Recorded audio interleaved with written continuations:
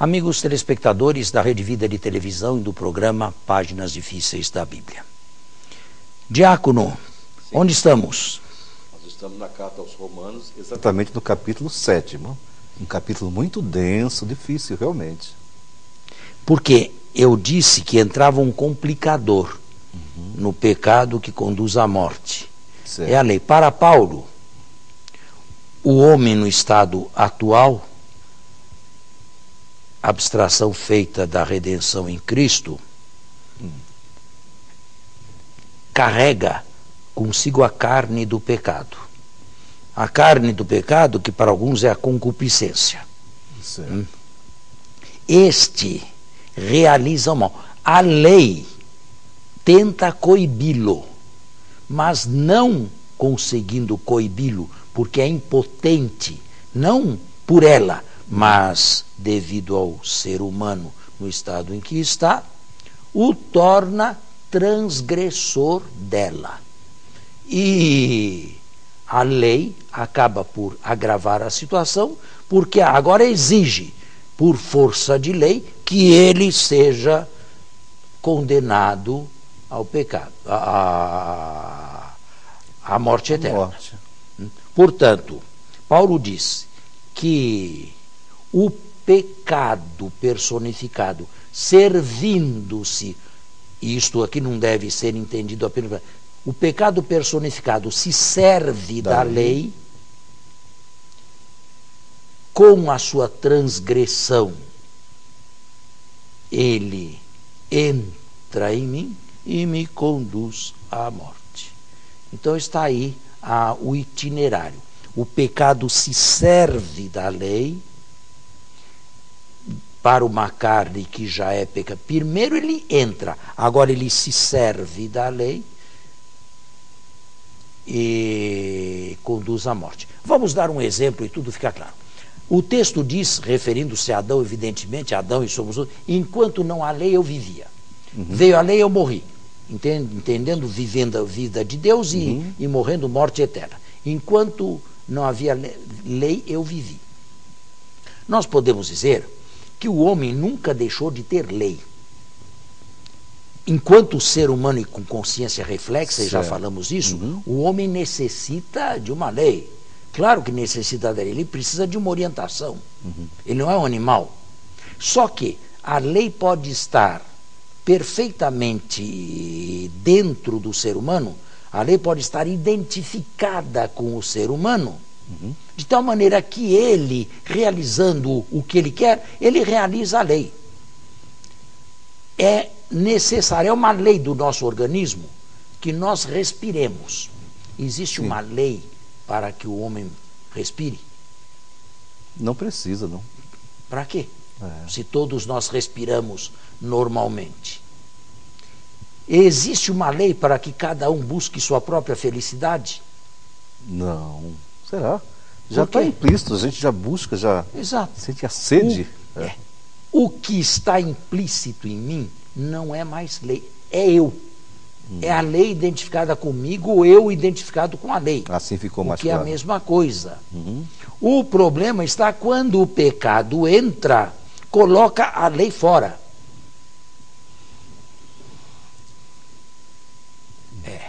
Porque aí a vontade de Deus, a lei fora, a vontade de Deus não é mais a minha vontade. O que Deus quer para mim não é o que eu quero para mim. E o que eu quero para mim não é o que Deus me quer. Infeliz homem que sou, é isso que ele vai dizer. O bem que eu quero não faço. Pois é. Mas não é a vida de todos aqueles que querem. Eu quero viver sexualmente com a maior liberdade e a lei me coíbe. Eu quero enriquecer-me, ainda que ilicitamente, a lei me coíbe. Não só a lei de Deus, a lei dos homens também. Olha o que nós estamos vivendo no Brasil. Estão vendo? É a lei fora de mim. Quer dizer, o pecado me desajustou, o pecado entrou e pôs a lei para fora. Isso é uma desordem, não? Desordem, pode chamar É uma assim? desordem total, porque agora a vontade de Deus expressa na lei não é mais a minha vontade.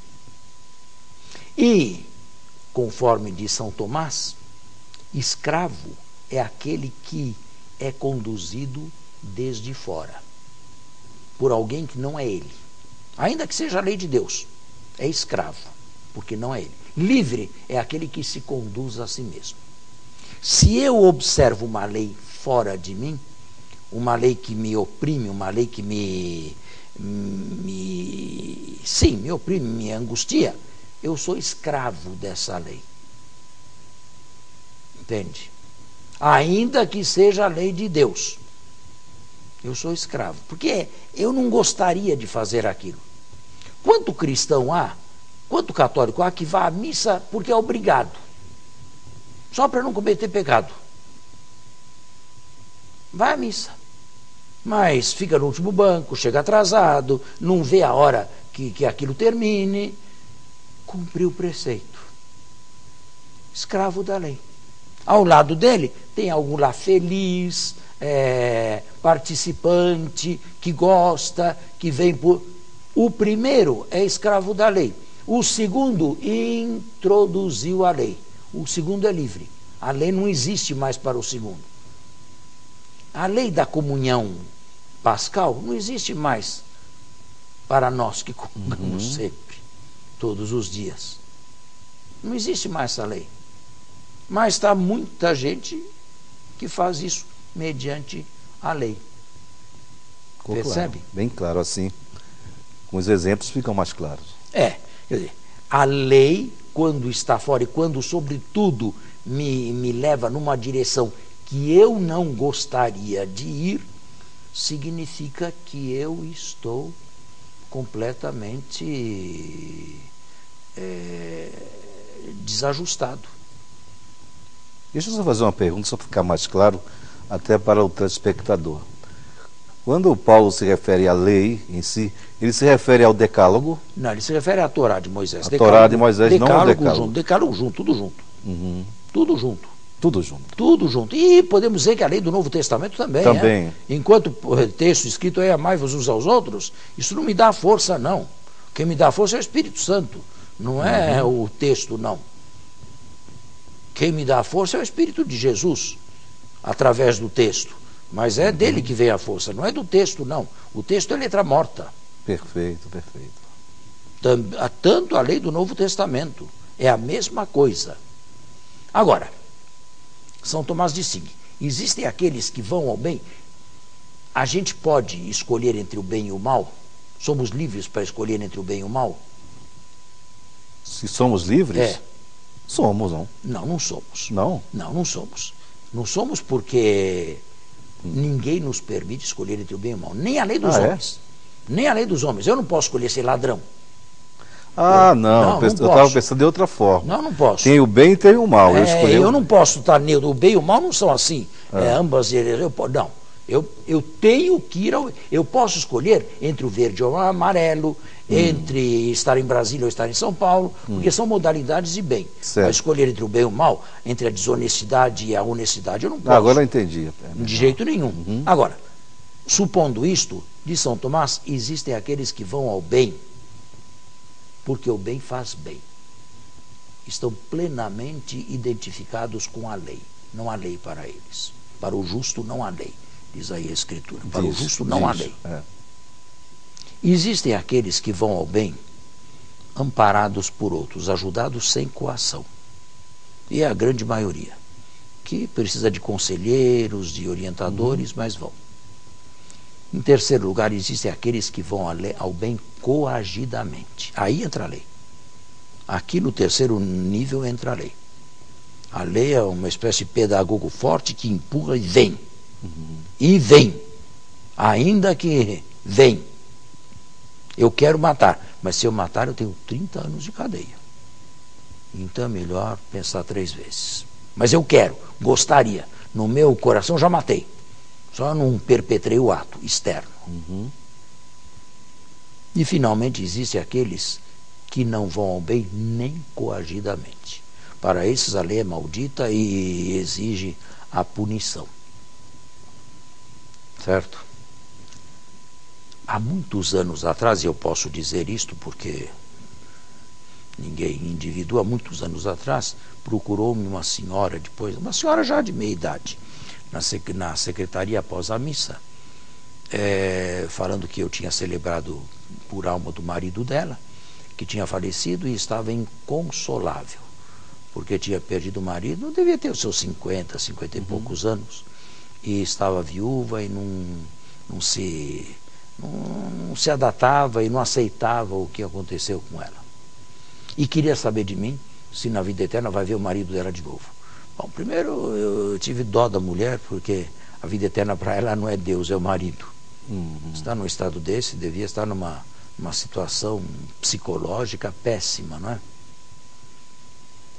Pensei e disse, bom, olha, no seu estado, na vida eterna, você não vai conhecer apenas o seu marido, você vai conhecer todos os seres humanos que lá estiverem, todos os eleitos de Deus, é a comunhão dos santos, desde o primeiro Adão até o último. Aqui é impossível, mas na visão beatífica, isso é plenamente possível. Só que não vai viver a relação matrimonial que viveu nesse mundo, porque isso já estará superado. Mas depois ela continua a conversa, dizendo a mim que era uma pessoa honesta, uma pessoa, digamos, uma pessoa de bom senso, e que não gostava de nada formal. Eu gosto, padre, de ir à igreja, quando sinto vontade, sou capaz de ficar lá 2, 3 horas, mas quando sinto vontade, mas essa história de obrigação, de missa todo domingo, de fazer isso, fazer aquilo, isso não é comigo. Eu sou autêntica.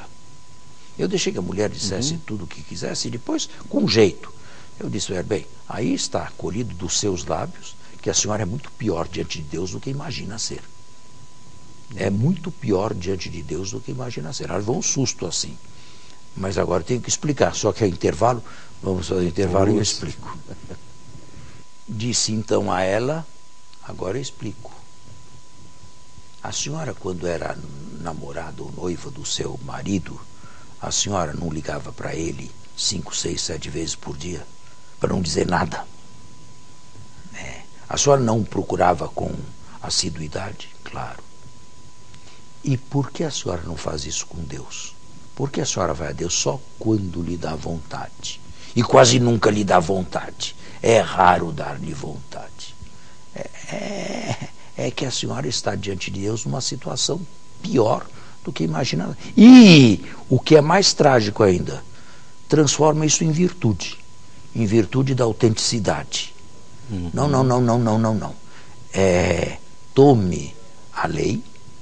Tome a lei, que é uma muleta, não é o bem. Observe a lei, ainda que a lei machuque, ainda que a lei seja dura, vá, mas peça a Deus que retire imediatamente deste nível da lei e a leve não para o 4º, mas para o 2º nível, onde a lei está interiorizada, e que um dia a senhora faça com grande alegria, o que hoje faz, movida unicamente pela lei. Que beleza. É o Espírito Santo, que é o Espírito Pascal e que interioriza em nós a vontade de Cristo, que é a vontade de Deus. É por isto que a liturgia sempre fez uma analogia entre o estado ébrio e o Espírito Santo. O ébrio, as mais das vezes, é alegre. Sim, e o Espírito dá alegria. Só que é uma comparação perigosa e precisa ser entendida, né? Existe uma alegria que vem do álcool, que não é boa, e existe uma alegria que vem do Espírito. Mas, assim como existe aquela alegria, existe esta aqui também. Para aqueles que recebem e são autênticos e recebem agradecidamente o Espírito de Deus e de Cristo. Este os retira da lei. Este os faz viver num outro nível. Deus não quer cumpridores de leis. Deus quer gente feliz. gente humana, gente humanizada em Cristo, divinizada em Cristo e gente feliz. É isso que Deus quer. Só que feliz com F maiúsculo e não feliz com F minúsculo, que é a felicidade humana que se procura aqui as mais das vezes sem Deus. Aliás, Jesus, quando se refere aos mandamentos, vós sereis meus amigos, né? Se cumpridos meus preceitos, meus mandamentos. Depois ele diz, referi-vos essas coisas para que sejais felizes. Não é isso que ele diz? Para que a minha alegria esteja em vós isso. E a vossa alegria seja plena. Plena, é isso. Né? Perfeito. Está bem claro? Está bem claro, ó. Claríssimo. Bom, caminhamos aqui em 4 domingos, caminhamos do capítulo 5º ao capítulo 7º. Caminhamos do 4º ao 7º. Ah, foi do 4º. Foi do 4º. Começamos lá no 4º, eu não tinha mais lembrança disso, 4º. Não. Foi, mas já faz um mês isso aí. Sim, sim. Já está fazendo um mês. Então, estamos bem. Queria lembrar que este é o texto mais completo de Paulo. E é por isso que eu, terminando aquela visão da história de Paulo, peguei a carta aos Romanos, que é o seu texto mais importante, e ao que parece o canto do cisne, porque parece que foi o último que escreveu antes da sua morte. Quando você se refere ao texto mais completo, se refere ao texto, a carta inteira, ou apenas o capítulo 7? Não. A carta inteira. A carta inteira. E na escritura, as cartas de Paulo estão em ordem de tamanho. Sim, sim. A mais longa é a carta aos Romanos. É por isso que o epistolário paulino primeiro começa com a carta aos Romanos e termina com um bilhetinho a Filemon, que é um bilhetinho só. Esta é a ordem nas Bíblias cristãs. Importante isso. Bem, tudo isto, pecado, lei, pecado e morte, são os inimigos da vida em Cristo, da vida no Espírito. Sim. E, de fato, quem vive a alegria do Espírito Santo não vive a escravidão da lei, não sente o peso da lei, não sente. E é feliz, é imensamente feliz. Eu me recordo também, há muitos anos atrás, eu fui diretor de pastoral universitária. E todo sábado tinha reunião com jovens, e eram de boa índole, gente de bem. Mas gente que gostava de, num sábado à noite, depois da reunião, depois da missa, pegar uma discotecazinha, uma baladazinha, né? Bom, eram jovens, sim, estavam nessa idade. Um belo dia resolveram convidar-me também para ir. No começo, eu disse não e não.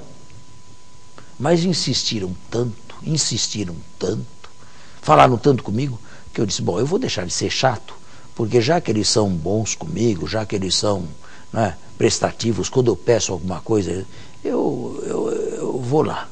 Certo. Eu vou um dia lá com eles. Tá bom. Acabada a reunião, fomos. Devia ser já 9h30, quase 10 horas, quando chegamos lá. Bem, num porão, umas luzes assim que me deixaram quase tonto, sabe?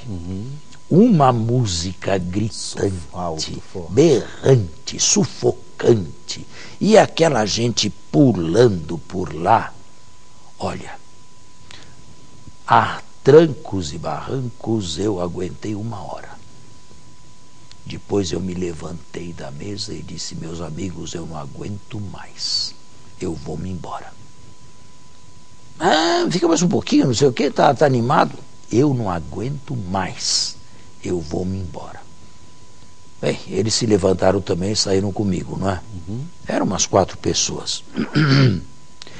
E indo para casa, eu passei num convento, passei na rua, num convento de freiras de clausura. E disse, eles estão vendo? Ali dentro existem umas monjas de clausura que têm uma vida austera e tal. Elas não trocam a vida delas por isto aqui por nada. Elas são muito mais felizes lá dentro do que vocês numa balada aqui fora. Elas não trocam de jeito nenhum. E são felizes. São mais felizes que vocês, só que elas estão num nível tão alto que vocês não sonham sequer com essa felicidade. Vocês não têm e não sonham com essa felicidade. Mas existe um nível, só que o teto de vocês é um teto baixo. É um teto muito baixo e vocês não imaginam o que está acima desse teto aí. E pensam que esse teto aí é o último e não tenha mais nada. Não, não, não, não, não. Tem muita coisa aí nesse céu de Deus, acima do pequeno teto de cada um de vocês. De uma certa forma, valeu ter ido lá então. Bom, valeu o ensinamento. Fez aproveitar esse ensinamento. Fiz o desejo deles, mas depois veio a lição, né? Aquelas lá estão muito mais felizes. E não precisam disso aí, de descer lá embaixo, nesse porão aí, com essas luzes, e berrar aí, e pular e cantar, para serem felizes. Elas são felizes de uma outra felicidade que vocês estão há anos-luz, da qual vocês estão há anos-luz distantes. É assim. É porque ali era a festa, vou dizer em termos bem claros, era a festa do desejo da carne. E a outra ali é a festa do espírito. A diferença é enorme. Sabe, e com isso aqui acho que está terminando. Quantos minutos nós temos ainda pela frente? 2 minutos, olha. A carne une. E o próprio Deus afirmou: o homem deixará pai e mãe, se unirá à sua mulher, e serão os dois uma só carne. Quando é que o homem está unido carnalmente à sua mulher? Não é quando janta com ela, ou quando vai ao supermercado com ela, ou quando vai ao shopping com ela. É sobretudo quando realizam a relação sexual. Ali se vê bem que os dois são uma só carne. A carne é o vínculo da união dos dois. Agora, além da carne, existe um outro vínculo, que é o Espírito, mas não é um sentimento, é o Espírito Santo, é Deus. Deus pode ser o meu vínculo que une diretamente ao Cristo, sem passar pelo nível da carne. E como o Espírito de Deus é infinitamente superior à carne, qualquer que ela seja, ainda que seja o casamento mais realizado possível, o Espírito de Deus é superior. Quem está vinculado, assim, muito fortemente ao Espírito de Deus, pode não sentir necessidade de estar vinculado inferiormente, num vínculo inferior, no vínculo da carne. Cada um com a sua vocação, cada um como Deus o quis e com a vocação que quis. A maioria se vincula com a carne e vai a Deus aqui. Só que tem que ir a Deus. E o matrimônio, como diz São Paulo, vincula sim, mas tem as preocupações, né, que outros não têm. Não traz só a alegria, não. Traz espinhos também, a vida a dois. Não é uma vida de alegria sensacional do primeiro ao último. Isso não existe neste mundo aqui. Há que se escolher. Agora, o vínculo do Espírito, por ser o vínculo do Espírito Santo que une a Cristo, é superior ao vínculo da carne. Mas eu falei da carne no sentido mais amplo. Bom, e eu especifiquei. Especificou. Eu especifiquei. Sim. Eles eram. Hoje, bom, eu os perdi muito de vista, já faz tantos anos aí. Eu acredito que hoje estejam aí casados, com filhos crescidos, tudo aí. Espero que num bom matrimônio, mas, com exceção de 2 ou 3 aí, eu perdi o contato com eles. Não, ficaram adultos, não eram mais jovens. Aqueles lá eram os universitários, né? Acabavam a universidade e iam embora. Bem, acabamos o capítulo 7. Então, tome nota que na próxima semana, no próximo encontro, nós falaremos do capítulo 8. Eu estou bastante ansioso para mergulhar nessa água aí, capítulo 8º. Tá bem. Então, muito obrigado pela atenção e pela sequência, e tenham todos uma boa semana. Muito obrigado, até o próximo domingo, se Deus quiser. Muito obrigado a você, até o próximo domingo, com a graça, com a bênção de Deus.